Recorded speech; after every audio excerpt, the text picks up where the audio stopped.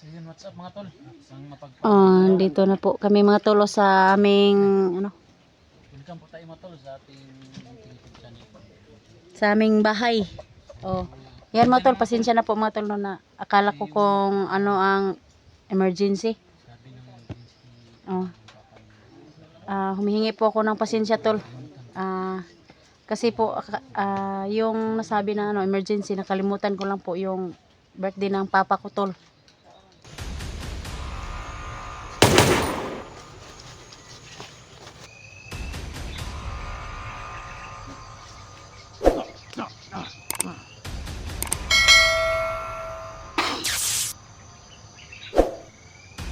Birthday ng papa ko kahapon. Hindi lang po ako kahapon kasi walang signal dito. So pasensya na po, nasabi na emergency, nakalimutan ko lang po yung birthday ng papa ko tol. Kaya sinabi nila para makauwi ako tol na emergency. Kaya ayan po, birthday lang po niya kahapon. Ito po yung papa ko tol, yung yung isa kapatid ko po tol. Yan, nag-ayos ng kanyang motor. So dito dito yung lugar namin. Ito yung bahay nila ng papa ko tol. So si Edwin pala tol, nandun sa nandun yan po duyan. Yung alaga ng papa ko ng mga manok. Yan po.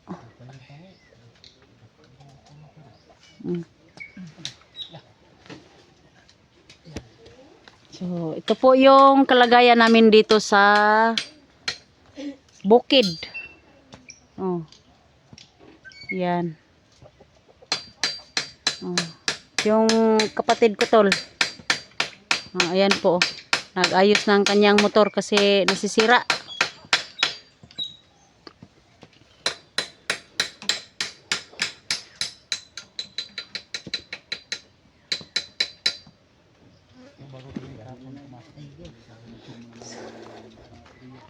So, dito tol is ito po yung mga hanap buhay namin dito tol sa pag nandito ako sa bundok tol, at saka yung mga hanap buhay ng kapatid ko at saka papa ko tol. Ayan, matanda na kasi yung papa ko tol. So, ito po. So yung hanap buhay nila dito tol na kita mo yung mga puno ng niyog tol. Ari. Ayan po. So tingnan niyo po yung hanap buhay ng papa ko tol. Lubi. Lubi yung hanap buhay nila dito, at saka ano lang yung matanim dito tol. Yan.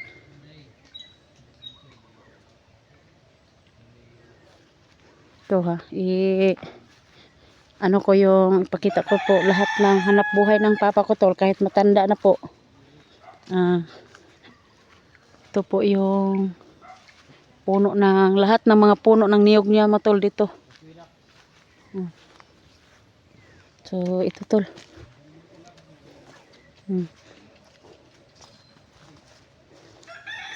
So pasensya na po tol na nung papa ko kasi sabi niya emergency tol. Pero kala ko naman ng emergency tol.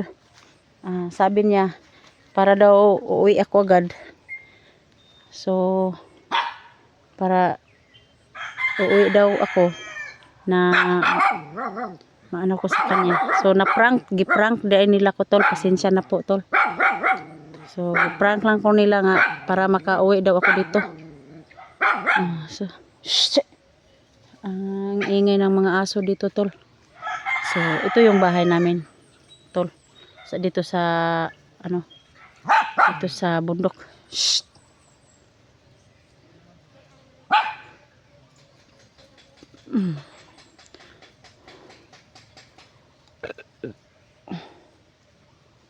So ito lahat ng dito sobrang lawak po yung puno ng niyog ng papa ko to. Yung tanim niya.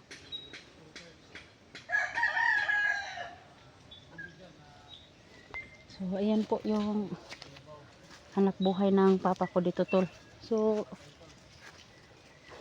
minsan nakapag ano sila dito, magkupras. Kaya ito lang po yung ano nila. Hanap buhay, tol. Akala ko naman, tol, kung anong sinabi nila na emergency. Niloko na lang pala nila ako, tol, para makauwi daw ako. Kasi Edwin, nandun lang po. Nagduyan.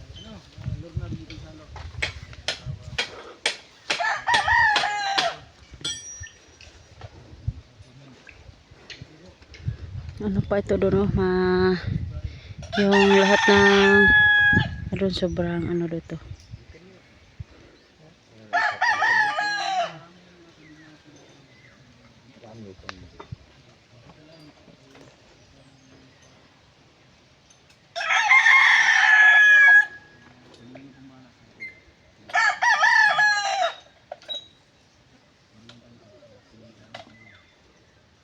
Yan.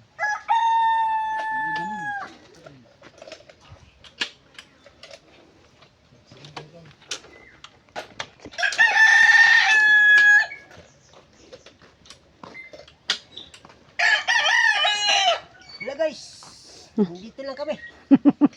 Nakatira sa bundok. Ayan po. Nag-aayos siya ng kanyang motor. Masyadong mainit. Doon sa Okay na guys, pwede na ito pang-drag race. Laban. Mapagbiro talaga yung ano ko, mga kapatid ko. sa atin tol. Dito sa Liti. Napakainit. Madaling umaga lang tol, pero yung ano tol, yung pawis natin tumutulo na. Tol, hawakan mo yung camera ko, tol. May gagawin ako doon.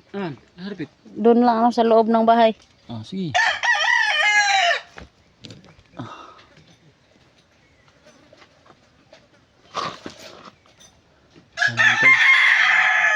Dala mo kamera dahil sa tol. Dala mo.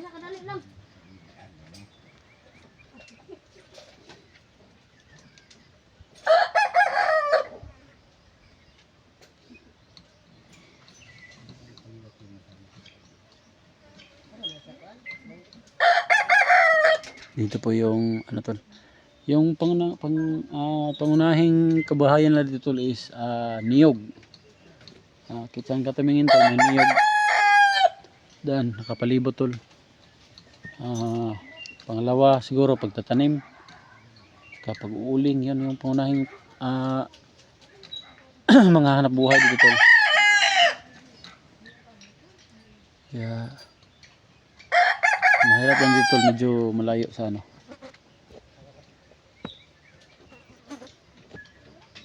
Medyo malayo sa ano tol. Medyo malayo sa bayan.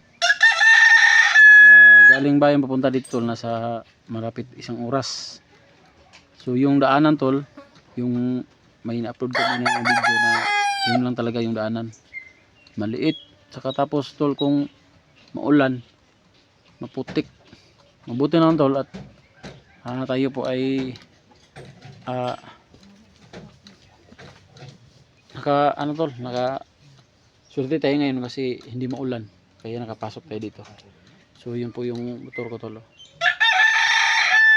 Yun po yung gamit namin tol sa pagbabiyahe. Simula ng Davao tol hanggang dito tol sa Liti, yun nakamotor. Motor lang talaga yung gamit namin tol. Nagsimula kami doon mga alas 6 ng umaga, tapos nakarating kami ng Surigao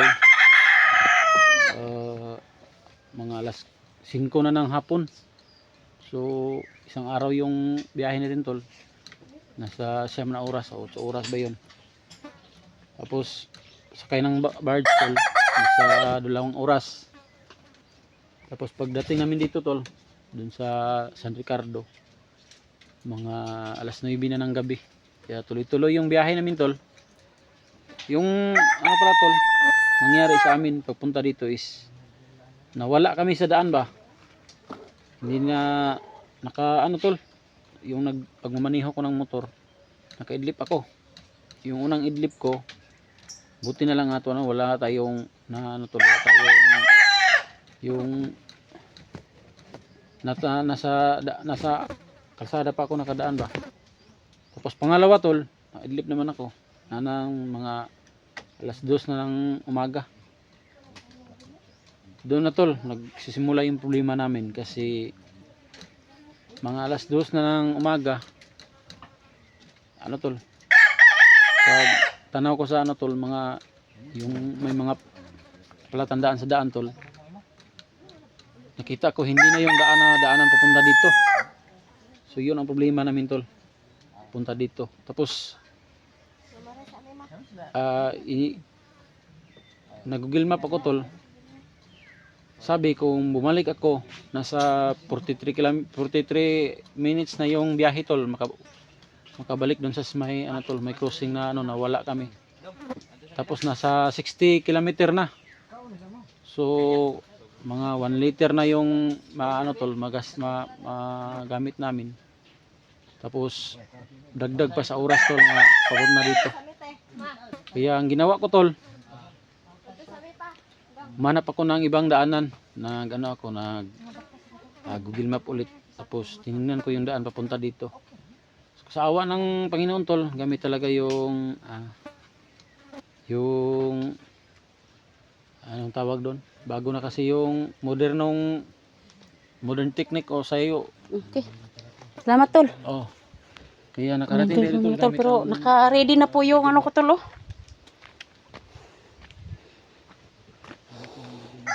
Tol, okay na to tol. Pwede na to panlaban. ano tol? Mabilis na rin nakarating dito. Tagalan. Pagbiro talaga yung kapatid ko tol. Kasi minsan lang po kaming nagkikita.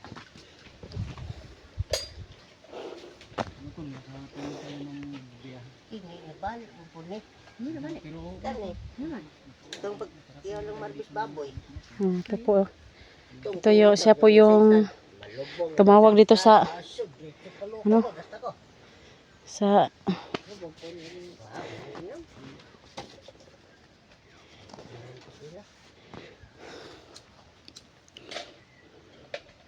ano na tol?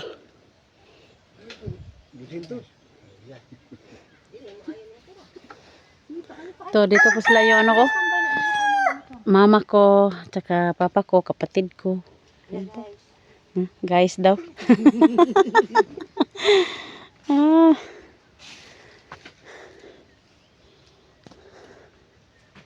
Sobrang init dito sa ano, sa bukid tol.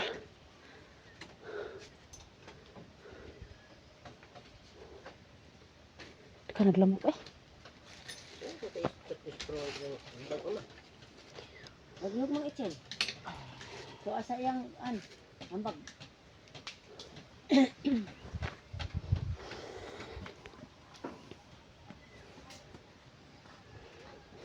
yan sa mga nagpipray sa amin sa punta namin dito sa Leyte. Dito nga pala. Oo.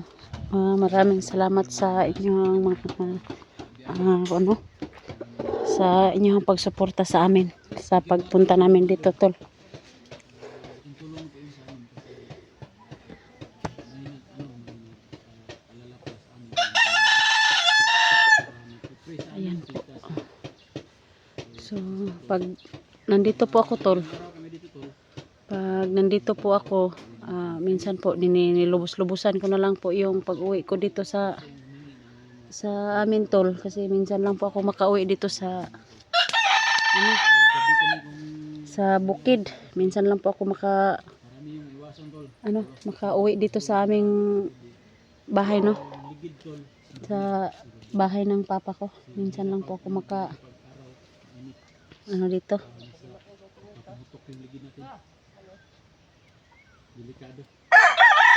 Kaya pag nakauwi ako dito, lubos-lubusan ko na lang po yung pag ano ko. Malaking tulong na po yun sa amin.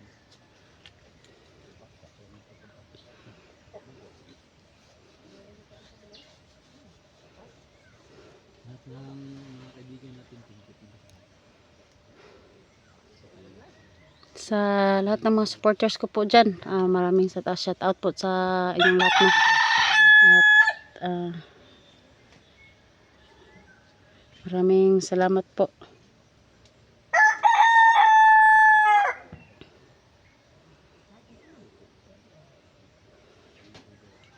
So, ganito kahirap sa pag dito ka nakatira sa sa bukid. So, init. Sobrang init at saka lang yung mga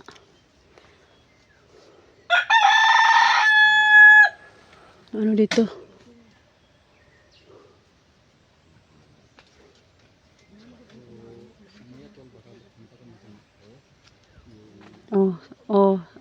Mamaya tol. Baka makapunta po ako sa sa tita ko doon. Yung kapatid ng mama ko at saka yung papa ko. Lubos-lubusan na lang namin dito tol. Sa pagbisita ng mga karelative ko. Pero hindi po ako magkumpiyansa po tol. Baka meron ditong masasamang tao. Kaya baka makapunta kami sa kapatid ng mama ko at saka yung papa ko tol, kasi masaya sila kapag nakauwi ako dito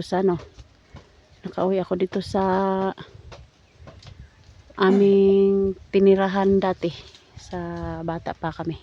Kaya sa ngayon tol, maraming salamat po sa suportan niyo tol, no.